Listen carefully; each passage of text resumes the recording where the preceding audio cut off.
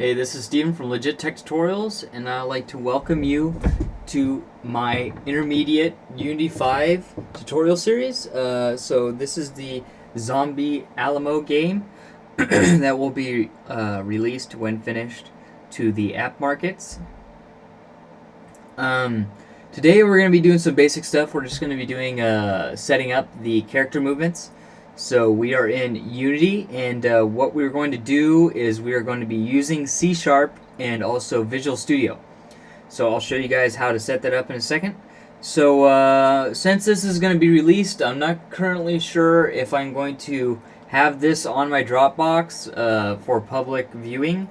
So I will be deciding on that, whether I'm going to do that or not. As of right now, if you want to, you could follow along, just put stock assets in there, and you'll learn more about the story of the game and then how the game is played as we go along with the series here. So we're going to go ahead and get started on something super simple so you guys could understand the C# language and using Visual Studio and some of the upsides and downsides of using Visual Studio. Okay, so we are here with a blank screen, and what I'm going to do is I'm just going to pull the assets folder from my other game file that I've done quite a bit on already. So if you guys are wondering what I am creating all these pixel art assets in, I create them all in a app that is, you can find on the internet. It's $10. And it's called Asprite. So it's a pixel art dedicated app. All it does is pixel art, so low pixel count stuff. I mean, you could start to increase the pixel size. You could even do full painting on it if you wanted to, but it's mainly built for pixel art and also pixel art animations and stuff like that. So mainly because I'm not the greatest drawer in the world, I'm going to be doing most of my 2D stuff in pixel art. I'm a lot better with 3D modeling, and I'll do that stuff in Maya, as you've seen in my other tutorial series. So what we're going to do is we are going to set up a simple little background, a little setup to get our character movements correct. So basically what we're going to do is we're going to make sure that's not what I want to do. Okay, so oops. So first thing that we're going to do is we're going to change it so that our main camera looks at this a little better. So what I'm going to do is just change the size just so that fits really nicely in there. And then now I can see my frame of view.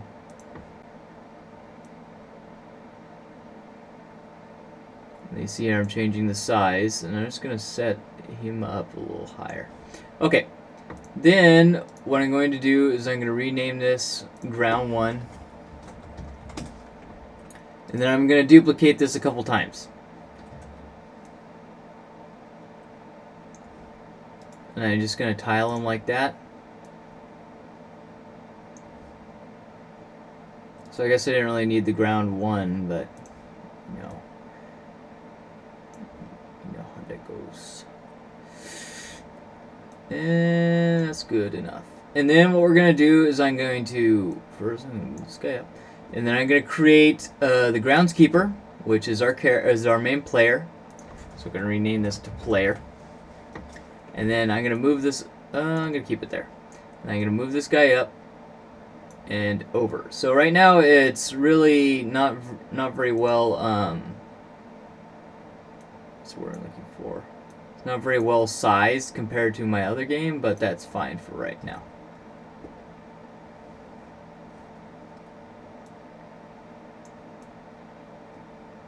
Let's go with this. Okay, so now that we have this all set up and we have it named, we're going to go back to my assets folder, and I'm going to create a folder, and I'm going to call it scripts. So we're going to go ahead and write our script. And in here, we're going to create a new C# script. We're going to call this character controller. Make sure no spaces. Don't ever put spaces in these C# things, otherwise they'll blow up in your face and you'll try to figure out what happened. So do not do that. Now what I'm going to do is I'm going to go ahead and open that C# project, and it's going to open it up in Visual Studio, which I forgot to tell you to do this one thing. So go to Edit, go to Preferences, go to External Tools. Originally this will be in Mono Develop. Let me go ahead and close this just in case it don't break nothing. And then change this to Visual Studio. So you could use either or. Visual Studio cannot compile JavaScript or Uniscript or whatever you want to call it. It cannot compile a Uniscript. Mono Develop can compile both. So whichever one you want to use. By changing this back and forth, you can pick whichever one you want. I use Visual Studio because I'm going to also be using it for other projects, such as standard phone app development, stuff like that. A lot of libraries use Visual Studio. It's got different plugins and stuff, and also I don't know if they're going to start deprecating Mono Develop support or not. I know it's an open source project, I believe, so I don't know how closely they're going to be developing support, as this became now the standard external script editor for Unity, even though it cannot compile JavaScript or Uniscript or whatever you call it. So let's go ahead and open that. So change that to whichever one you want, Visual Studio, VS, or Mono Develop. Now Visual Studio Community should have came with your newest update on Unity. So make sure Unity is fully up to date, and you should have this package that comes with it, Visual Studio Community with the Unity plugin in it. And you don't have to do anything except for install it. Alright, so now we're going to take it very slowly in this video on the C#. If you guys are not familiar with a lot of programming languages, first of all, make sure that you do the beginner series, the beginner Unity series. That will get you up to date quite a bit with standard programming practices. If you find yourself going through that series and coming to this series and still being confused, you could either take your time, or you could go back to my main YouTube channel and look up something like Java. As C# is basically the combination of like C++ and Java, so it's the power of C++ and the power of the interpretive language of Java combined. It's Microsoft's scripting language, basically. So yeah, that being said, I would check out Java if you're still finding issues understanding how this code works and stuff like that. Alright, so let's go ahead and get started. So in this character controller, all we're going to do is we're just going to be tying in its movements. So to do that, it's movement controls on the keyboard. So to do that, we're going to need a couple variables. Now, declaring stuff in C# is a little different. So let me go ahead and go over this.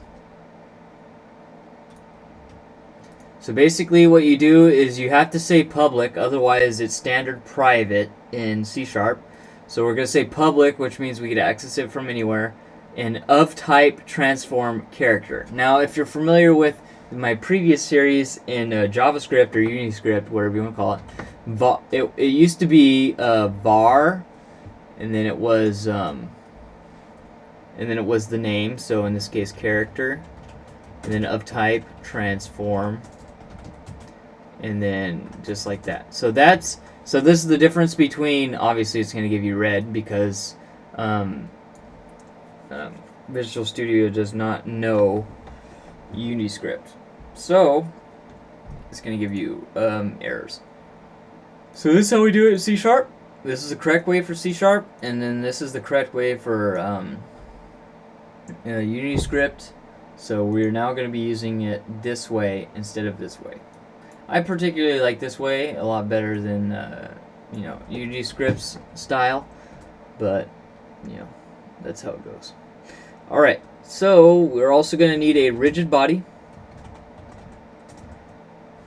2D, and then this is going to be character rigid, and then we're going to need a public transform, and then this is going to be locked to our camera transform. Now, as you see, I got rid of the start, the whole start loop. And also, you notice that these are not functions. These just say void, so it returns nothing, and then it has the type, or the identifier of the loop, and then space for parameters. So instead of function, you have methods. These are called methods.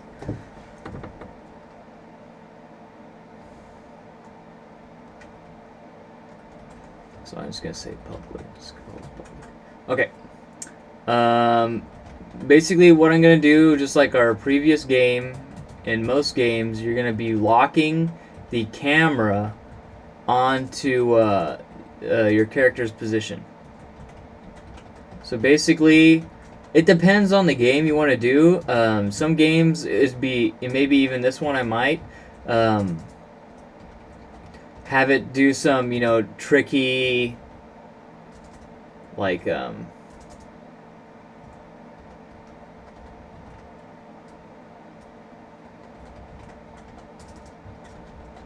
some sort of buffer thing where, like, maybe the camera overshoots, and you just kind of frame up the camera like that, kind of give it like a more fast-paced sort of feel. So here, character's not going to jump, so we can just keep it to cam Y and cam Z. And you'll notice here one of the other differences of C#. C# in Unity is very strictly written as far as the libraries go. So what we used to do is we used to just say cam.localposition.x is equal to character.localposition.x. But you cannot do that in C#. You have to actually create an entire new vector3 instance of the object and then pass that to the vector3 that is cam.localposition. So that's another difference between C# and JavaScript or Uniscript. In Uniscript, you could do either or. You could do this way or the other way. But this just keeps other issues from popping up. So it's very strictly written to prevent issues on runtime of stuff blowing up as the game's running, and then you get phone calls that stuff's not working or whatever. Now, what we need to do is we need to have our we need to have our input to control our character. And basically, for prototyping purposes, as of right now, we're going to be using the keyboard, the A and D. So if you hit A, we want them to go left. If you hit D, we want them to go right. So later on, this game is going to be built for phone. So we are going to have different types of regions on the phone that if you press there, he moves. If you press somewhere else, he attacks.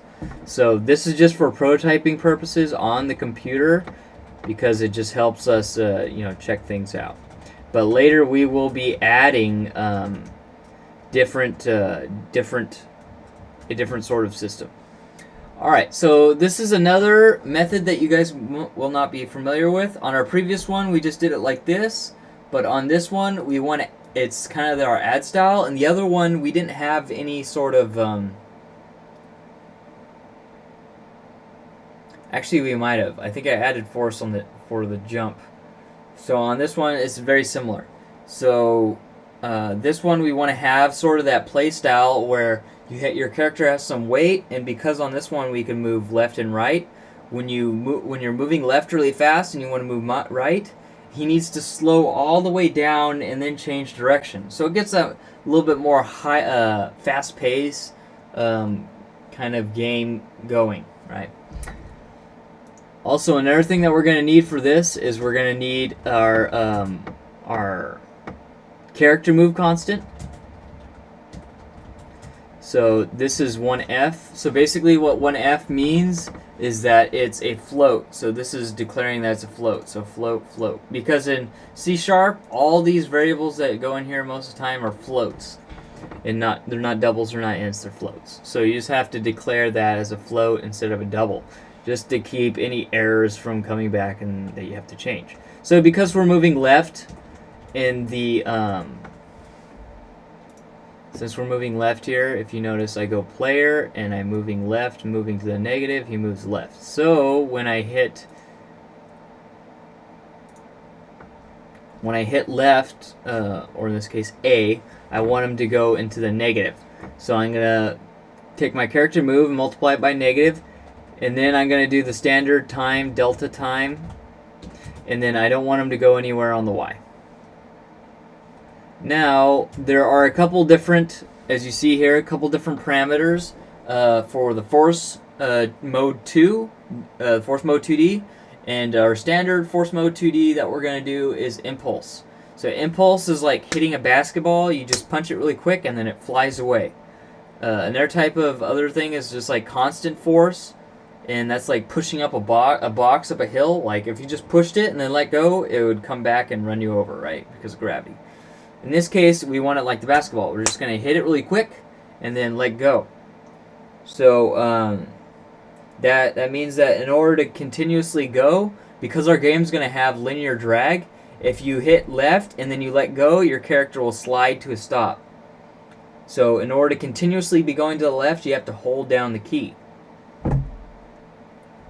So, and that's what we want. Force mode 2D, and we want this to be impulse.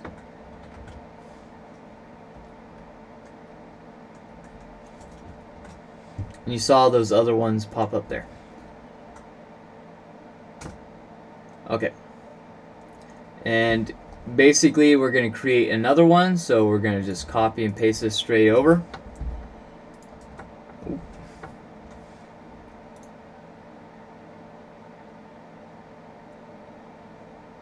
And we're going to get rid of this, make it positive. So now what we're going to do is we're going to hit build, and we're going to hit build solution, and then you see, oh, it didn't give me the error. Most of the time it'll give you a little box that pops up as long as it says succeeded. I don't think it does it when you hit build solution instead of start. So don't hit start, hit build solution. Up here, build solution, it says 1 up to date. We didn't have any errors, so we are good to go. Basically what we're going to do is we're here on our player. I'm going to drag this guy in here. And you notice that I need a rigid body. So what I need to do is I need to do a rigid body 2D. So I need to give our character rigid body 2D. And I don't want him to fall because of gravity. So let's go ahead and try to put him down here. And I notice that some of my blocks are not completely. You can see some air between some of these. Or you can see some background. Okay. So get my character really close to the ground to where he looks okay. Alright, he looks okay. So now that we have rigid body 2D and we have is kinematic, another thing that we wanted to do is we wanted to freeze rotation. So in the game, whenever he gets hit by something, he cannot rotate like this. You cannot rotate and fall over, because that'd be a bad deal and your game's basically over. So we want to freeze his rotation. So no rotation at all. So that's a constraint that we have set now, and we'll just make sure that you see that constraint. And then we'll just freeze Y, so you cannot go up and down. So we'll just freeze those two. And then we have angular drag here, ready to go. Mass is 1. So now, oh, I forgot to do all that stuff. Okay. So what I'm going to do is pass all this stuff. Character rigid, and then camera, main camera.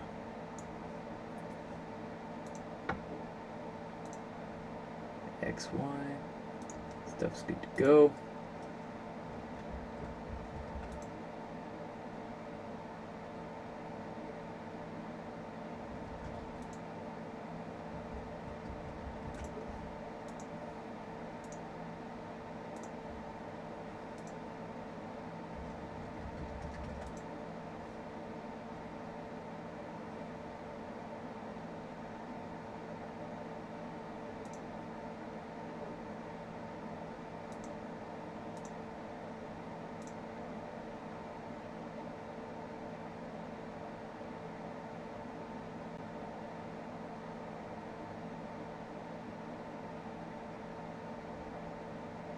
So is kinematic cannot be assigned, so I just have to set it. Are you not working right now? character rigid character player.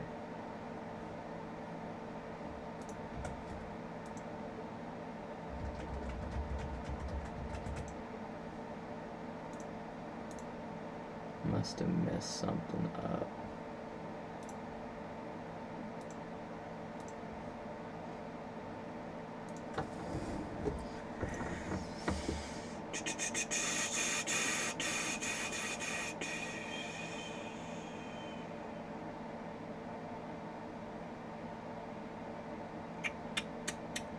So it's not updated yet for some reason. So we have another issue. Oh,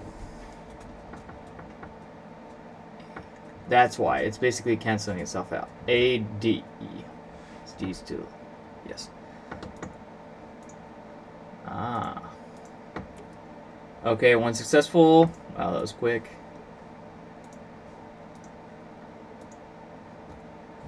There we go.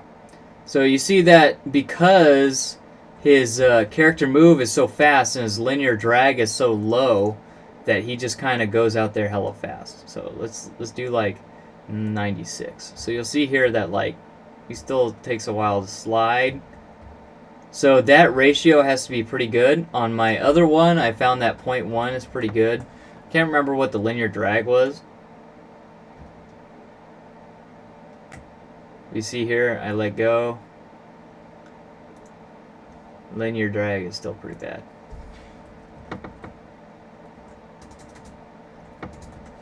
So this is the type of calibration, you know, that you want to do to make sure that the linear drag, so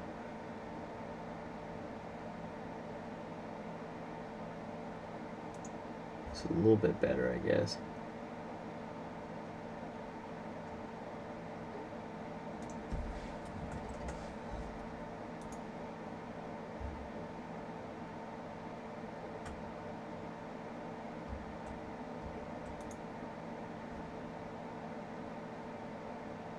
Oh, I'm changing the angular drag. Sorry, linear drag. Linear drag.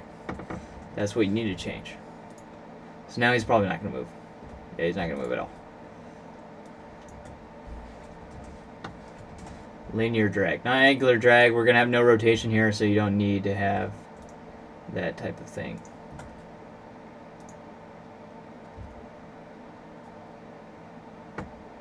And I let go, so I'm started. And I let go. And it all depends on your scale. Because my scale is a lot different in the my other game, I would have to change this. But now I'm going to be moving quite a bit faster. So there, see, you see that it's like that's about right to how, not necessarily how fast, but how long it takes them to slow down. So what I'm going to do is I'm going to change this to like 6. I'm going to change this to like 2. So now this is pretty appropriate. You see how long it takes them to move? So for example, if I'm running at a zombie, I either have to change direction, but you still, even that, you know, takes a second. I don't instantly teleport from here to here. So on the local position, you're going to instantly teleport back and forth, which is not exactly what you want to do. So you want to have it